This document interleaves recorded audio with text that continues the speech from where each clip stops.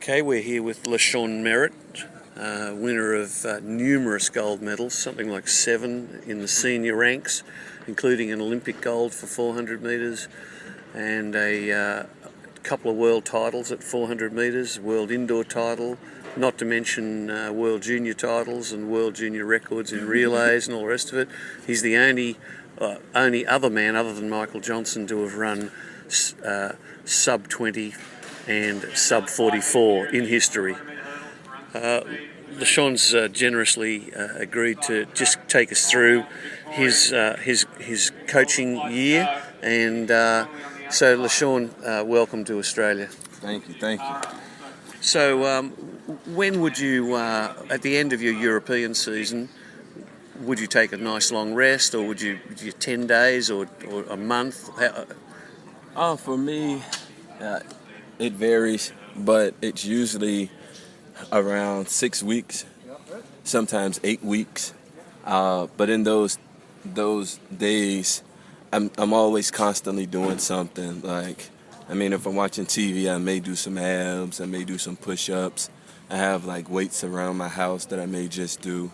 And then about November, so it's probably half of September, all of October, kind of. Then November I'll start back,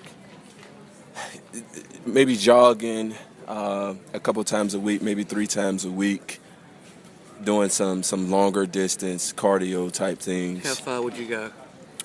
Maybe 30 minutes, 30-minute jogs here and there, just to kind of get from being a couch potato kind of deal. Flat-footed or on the ball of your feet, or you don't even think about it? No, don't really think about it. I just kind of go, just put some good music on, and just usually just get it going. It's a little different now because for years, until 2012, I was in Virginia, where it's always been cold, so I couldn't really go out and enjoy the nice weather during October, November October, November months.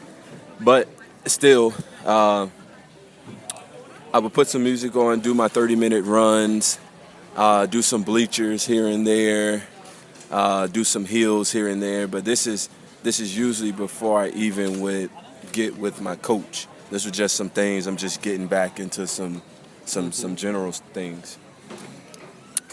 And then once my coach would give me a workout, it would be some longer things, some 800s. Are they continuous, unbroken 800s, or how do you break up the 800s? Well, early on it would be just getting around, running an 800, not really broken. Just still working on some endurance. Later on, which is January and February, we would kind of break the 800s down, which would probably be something like a 200, 100, 200, 100. So 100 jog or something? 100 jog. 100 would probably be in like 20, let me think, maybe 21. The 200 may be in 32. Also 21. Huh? Also 21. No, the 200 would be like 32 maybe, 32, 33, and then roll on, and the 100 will be like 21 seconds, and then roll for another one. Maybe not 32, maybe 34 starting off. But just getting some general prep in. But for me, it's been different because I'm with a new coach now. I'm with Lauren Seagrave, which every year we're doing something a little different, opposed to when I had my old coach. I was his only athlete. So who was he? Dwayne Miller. I was his only athlete he was working with. So we kind of structured year by year, and it was almost like a tailored workout for me because I was the only athlete. So it varies. So when you do your 800s in general prep in the off season, if there is such a thing these days, how many would you do? Would you do a ladder, or what would you do? Like in January, we were doing 800s. We would do 3 to 4. And that's before you break them or broken? No. But before broken, it was slower, so maybe 5. But it was a good, nice tempo that I can handle, and I'm not even a guy who can put in a lot of meters. So when I say 5, it was really just something different than a long run. Yeah. Just a little bit more active than just going on a jog. Yeah. And would you be doing weights before January or? Yep, I did. Before January, I was lifting just twice a week. I was lifting twice a week just to kind of get back into everything. But in January, we would go 3 times a week. So in January, your real training starts. Right. Okay, so you're in 3 sessions a week. What kind of weights would you be doing? Any Olympic lifts? Yeah, see, it's weird too because with my old coach, it was a totally different weight program as well. With my older coach, I lift a lot. You know, I did the bench presses. I did a lot of different exercises in the gym. But with my coach now, we do just pretty much just the Olympic lifts, a lot of Olympic lifts, a lot of the squats, the cleans, some deadlifts. Weight room has never been my thing. I don't know why. I stay in there. I've never mastered the forms of the weightlifting, but I have the strength. I understand what needs to be done, and I ask a lot of questions when it's time to lift. But it's one thing that I really need to start not paying attention more to, but understanding more.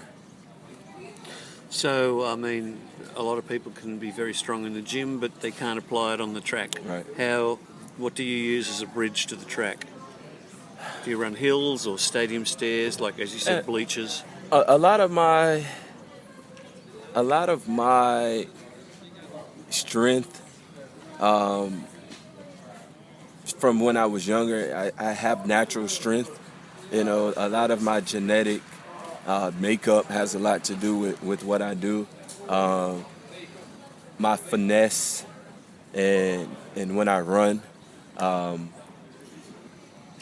my structure, my understanding of what needs to be done when I'm in competition. You know, when I was in high school, I could run 47 seconds at a regional and then go to a final and run 45.2. You know, so I was always kind of this. At what age? 17? 17. Yeah.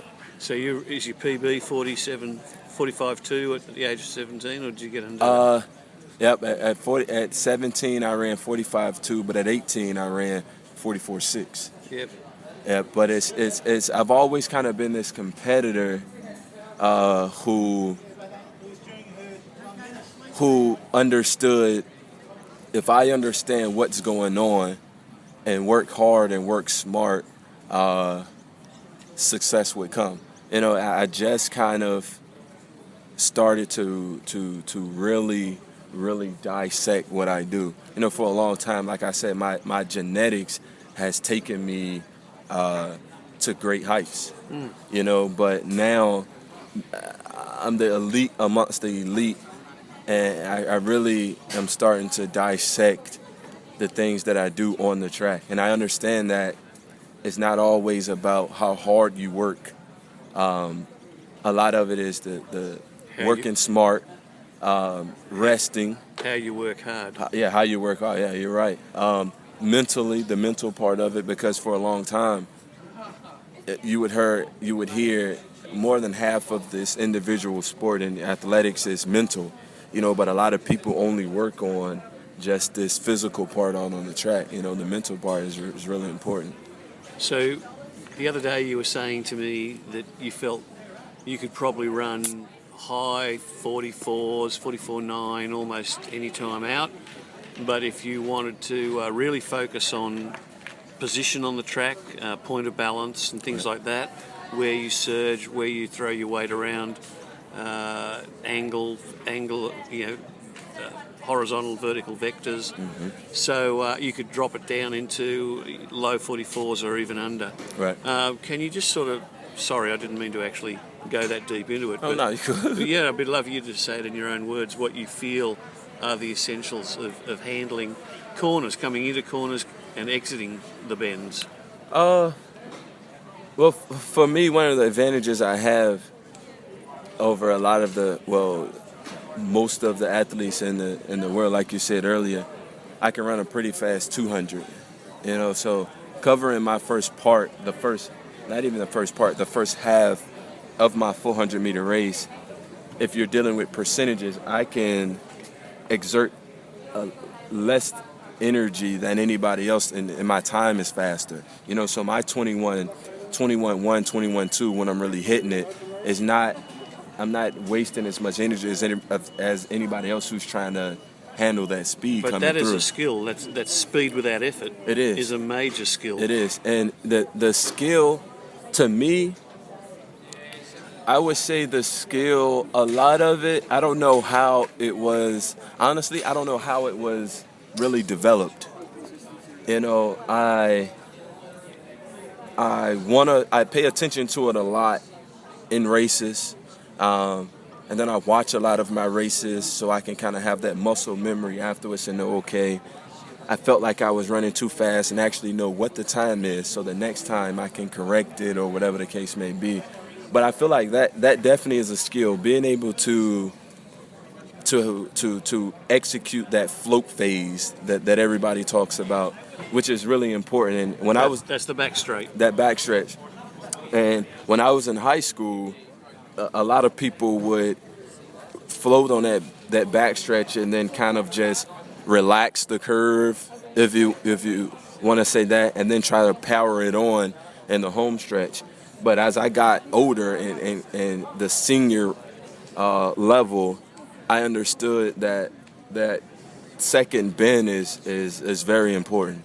That going into this second bend and coming out of this second bend with the right body position, with the right breathing technique, with the right focus and momentum, and it takes you.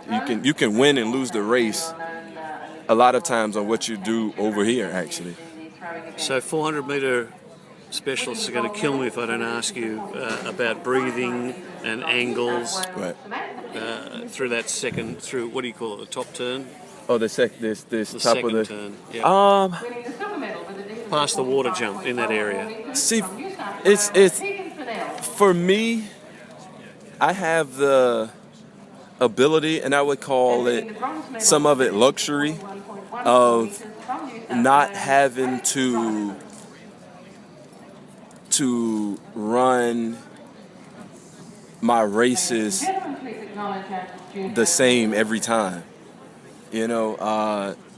From working hard and really understanding what I'm doing, a lot of the races are ran different. A lot of my races are ran different. They may not look that way during the race, but my preparation of going into a race is different in life because I'm aware of who I'm racing almost 100% of the time. I'm aware of their PR. I'm aware of what they're used to doing in the race, who goes out hard, who dies, who usually make a move. And I understand if you want to be the best in the world, you must understand everything that's going on. That's just my philosophy on it. When the gun goes off, I need to know what's going on. So as far as breathing at the top of this curve, for me, I don't know. In a race where I'm going for it, at the top of the bend. See, I don't know. It's weird because if you ask me how I ran my 400, I couldn't break it down because it's a lot. It's so much. Well, I'm gonna tell you one thing. It's not almost about breathing for me at the top of the curve as it is about body position. It's my body position, making sure my head is where it needs to be, my arm is where it needs to be, my foot placement is where it needs to be, and I know where it needs to be because the race before, I looked at it and ask my coach, what do I need to do here? And I just remember it. I don't know. I'm sort of a different kind of guy. No, I mean, it's all good. Let's break away, as we already have, really, from the structure of your coaching year or your training year, and talk about, if you wouldn't mind, your race strategy, how you set it up from the gun. And would I be right in saying that based on your race strategy, that determines the kind of training that you do? You train to race. Okay, say that. What do you mean? So if you're, trying to go, if you're trying to go through the first half of the race in 21, the second half in 23, I'm thinking that a component of your training program would involve maybe repeat 23 second 200s, maybe. See, for me, it's more when it's time to run a competition and we're working on race strategy. I'll work on my first part of my race, which is the first 60. I'll work on that, and like I said, it's been different for me now. It used to be, well, I'll say it's the same. I'll kind of get a feel for what I need to come in my first 60 in, which I may run 3, and then it's like, okay, I get this feel of what it needs to feel like. And I'm a type of runner who, if I get that feel, I can usually duplicate it. I could run it again. I have a good mental clock, if that makes sense. So I would do the first part, which is this first 60, kind of get that coming out of the blocks.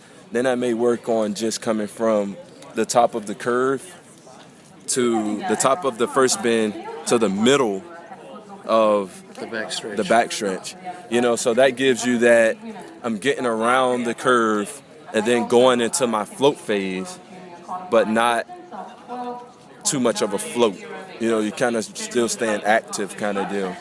So I may do that. Then I may do from the first part of the backstretch to around the curve, and that's just working on the backstretch, working on that phase, and then getting my foot placement and my body position and everything right for going into the curve. So for me, it's just breaking this part down, running the backstretch, going into the curve, coming out of the curve, and my mental and my muscle memory remembers it, and I've watched myself so much running that I kind of know what needs to be, how my arm needs to be, where my shoulder needs to be. So a lot of times if I'm recording and I can see it before I get there, I already know what I need to do. So it's like, it's almost like making it become like a second nature kind of deal. So with arms, for example, you obviously have a pretty vigorous arm action in the acceleration phase, right. And I'm guessing that you're using that phase to get elevated, just to build momentum. Yep. And set the rhythm for the race, and hopefully, I guess, set mechanics up if you need to even to think about that. And then maybe, will you tuck the arms away a little bit on the back straight? Or I do. Just keep, No, I kind of tuck them away a little bit because I understand the last part of the race where you will go to your arms. The arms will kind of dictate what your legs do. So 100%. Kind of save some of the arms some on the back stretch. I'll tuck them some. I don't tuck them too much because if I tuck them too much, sometimes it'll shorten your stride. So if you're kind of doing this, you just tend to just start turning over. Then you don't have any stride length. Definitely work the arms coming around this curve because that's important. And you got to understand how you got to almost kind of make the curve feel as much as a straightaway as possible. So where do you look? Coming around the curve? Yeah, you don't look around the full curve. What do you look no further than 10 metres ahead or what? Kind of 10 metres ahead of me. Yeah. Kind of 10 metres ahead of me and just making sure my chin is down. Yeah. Because one of the things I used to do in my early years is coming off the curve with my chin up. Throw your head Yep. back. And then from here, it only from back it only gets further. Yeah. Which is just shortening your stride and shortening everything. So That's a great explanation. yeah. So you're looking for a slingshot effect coming up into the home straight? Or just driving off the bend, or what? More just driving off the curve. I haven't really even mastered the whole slingshot deal off the curve yet. I have a lot of learning. Well, you're only 27, 26. 27. 27. I'll be 28 this year. I have a lot of, and for me, I turned pro after running the event for 2 years. I'd only been running the event for 2 years, running track for 2 years, and then I turned pro. So when I got into it, it kind of forced me to try to understand everything quick, because I was thrown into this group of these elite, and I was only 18 years old. So don't like losing, but I didn't understand everything about the event. I really didn't understand the event. I just was naturally good at it, and I can't take a God-given gift and make it go to waste. So I had to maximize. I tell myself I just maximize the ability that I have. We're talking to LaShawn Merritt, world title holder for the 400 metres from Moscow 2013. It's now 2014 and we're at Sydney in March at the Australian Junior Championships, and LaShawn's out here for the Sydney Track Classic, and it's not the first time he's been here. LaShawn, could you possibly talk about the structure of your training week once you're really into your work? Yep, I won't lift. Right now I'm doing 3 times a week lifting.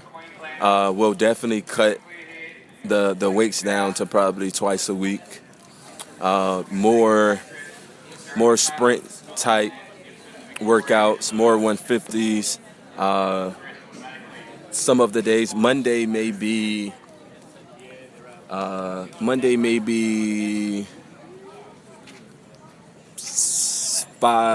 300s, but it may be at a faster tempo.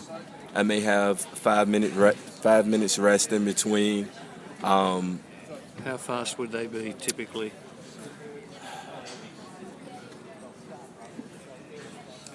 See, it's maybe 30, maybe 35, 36 maybe. 35, 36 with a 5-minute rest. A lot of the things now, like I said, it's different because I have a new coach. Yeah, but what's your 300 PB? Have you got under 32 yet? Surely. Yeah. You're talking about in my 400? Anywhere. In the open? Yeah, I think I ran 31.2 because I ran in Oregon one year. They had a 300, and I think I ran 31.2 or 31.3, something like that. Yeah, so I can run a pretty fast 3, but we'll have the 3s normally. Then on that Tuesday we may have something a little lighter, which will probably be some cross fields kind of deal. Wednesday we may just have a regeneration day, which is just some hurdle bounds and like a long warm up. On that Thursday we may have more speed, which will be your 150s,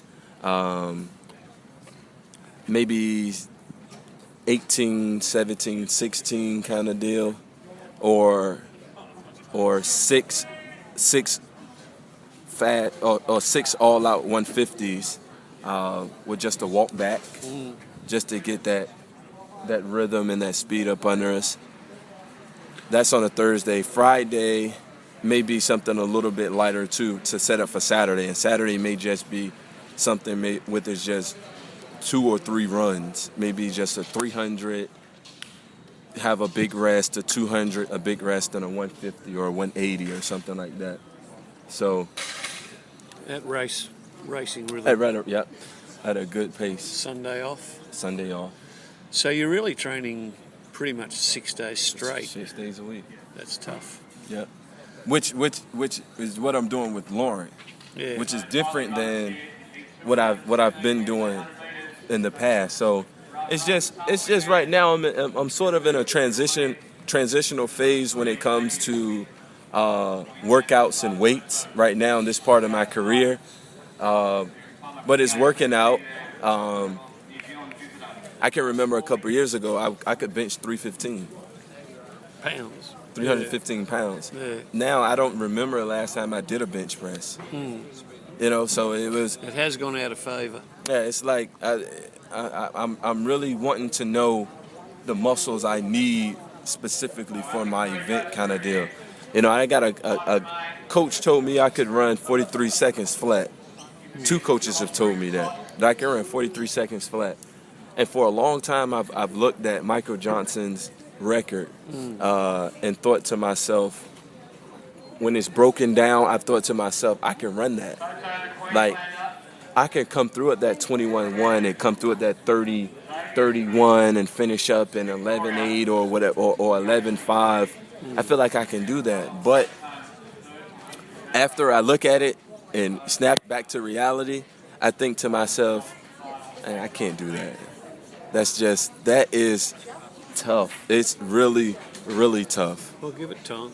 Yeah, but now I'm at a place where when I look at it, I think, man, I think I can do that. And then I'm like, I really think I can do that. I'm not saying that I'm gonna try to attempt that this year, but it's weird how mental it is. For a long time I've looked at it and just said I can do it on paper, but just totally just took it out of my mind. But now I'm at a place where I haven't really ran extremely fast. I haven't ran 43.5 and 43 lows to even be talking about the world record, but you have run 43.7. I've ran 43.7 with not going for the last part of the race. Every time I've ran 43.7 from 80 on, I've been alone. Both times I've ran 43.7. So and I'm not the quarter miler who just pounds and pounds and pounds and just go for this fast time. Like I said, for some reason I've just been like a competitor who can win races. But then you have some quarter milers, if it's up to them and they're the last leg of a 4x4, they're going to give you a crazy split. That's just never been me. Like, when we had a world record caliber 4x4 team, I asked to run first leg. And it was just, I don't know, I just haven't mentally had this, I'm just going power through, but a lot of it may be mental. And a lot of the sport is mental. So I'm working some different things now. New coach, new atmosphere, new outlook on what I naturally have, what I need to learn and what I need to correct, and outlook on where I want to go in the sport. Going back very quickly to the weekly structure, do you do your weights before your track sessions or after? And immediately after? See, that switched too, because last year I did weights before. This year we have like an hour and a half break, which we may eat some lunch and then we lift. Yeah, I prefer that. So it's the coach I have. I don't know what I think. He's just It's definitely something behind what he's doing, because Lauren is that kind of guy. But we haven't gotten too deep into training yet that I start asking a lot of questions. When did you start working with Lauren? 2012. 2012. The beginning of 2012. You have won the world title. Yep. Or you have regained the world title right. with him. In 2012, I had a great year, had an undefeated season up into a week before Olympics, where I pulled a hamstring. Yeah. So I was running well that whole season. I think that season I had ran 44.19 in early April. Yeah. So I was running well, but I pulled a hamstring and it took me out the whole season. Let me ask you just quickly about rehab, regeneration. Do you use a physiotherapist, or do you use a chiropractor, or do you use masseurs? I get chiropractic work often, because for some reason my SI joint always goes out of whack, and I'm so aware of what's going on with my body that I kind of feel every little thing. So the trainers always call me like high maintenance, but it's because I know what I feel. If I move around, I know what I feel, especially when I'm running. So I do chiropractic often. At one point, I was doing chiro twice a week just because of all the pounding that we do, but now I'm doing it once a week. I do massage once a week or whenever it's needed. The physio, I'm getting to a point now where, like I said, it's a lot of my running is understanding and I work hard, but I have this natural ability, and if you take me and another quarter miler who probably don't even run as fast as me and we do all of these tests, they're probably better than me in these tests. Balance tests, a lot of these tests, they may be better than me. And a lot of the people I train with when we do these tests are better than me. So it's me understanding in my makeup, but right now, like I said, it's a matter of getting these small little things together now so that I can drop this time. So I am working with a physical therapist 3 times a week or twice a week sometimes, just to kind of get my balance where it needs to be, make sure my glute is firing like it needs to be, making sure everything's firing because I'm getting older, to prevent injuries and take advantage of all the muscles that need to be firing while I'm running. You have a watching you warm up today on the bends, and you didn't go anywhere even near half pace, right. And yet you said, that'll do me, I'm ready to go. There must be a terrific relationship with the track. You must really feel you're feeling the rebound factor of whatever track you're on. Right, and I love to go on the track before to kind of get familiar with the track, especially in the 400, because all the tracks aren't the same. They're all 400 meters, but some curves are some curves are different than a straight. Some curves are longer than a straightaway. On some tracks, the straightaways are longer than the curve. Yesterday I did a lot of speed work, but I didn't get to go and get on a curve. So today my main focus for getting on the curve is just doing a couple, getting around the curve and understanding, okay, tomorrow this is where my feet needs to be. Just working on my arms, not really turning over as much, but just feeling the track and understand, okay, this is what it's going to feel like tomorrow, but it's just going to be turned up a notch. And that whole mental aspect of it and the physical aspect of my body being on the track is all I need. Just one in closing, just quickly, you received treatment from one of the fast track 400 metre squad sponsoring chiropractic clinic Health Space from Dr. Nick Miller. I'm just wondering how you found that. How does he rate? Oh man, I went in yesterday. I'll see him again. I just got off the plane, so I knew a lot of things were tight. I told him some things that I was feeling, but I didn't tell him everything. And when I laid down, he kind of told me the rest of the things. So it just, I don't know why I did that, but I did. But he found everything that I felt, and a little bit more. So great chiropractor. Looking forward to seeing him again before we compete on Saturday. LaShawn Merritt, thank you very much for spending a little bit of time with us, all the coaches and the athletes with Athletics New South Wales and beyond. Appreciate it. Thank you. Thank you, Doctor. No problem. Yeah, I'm still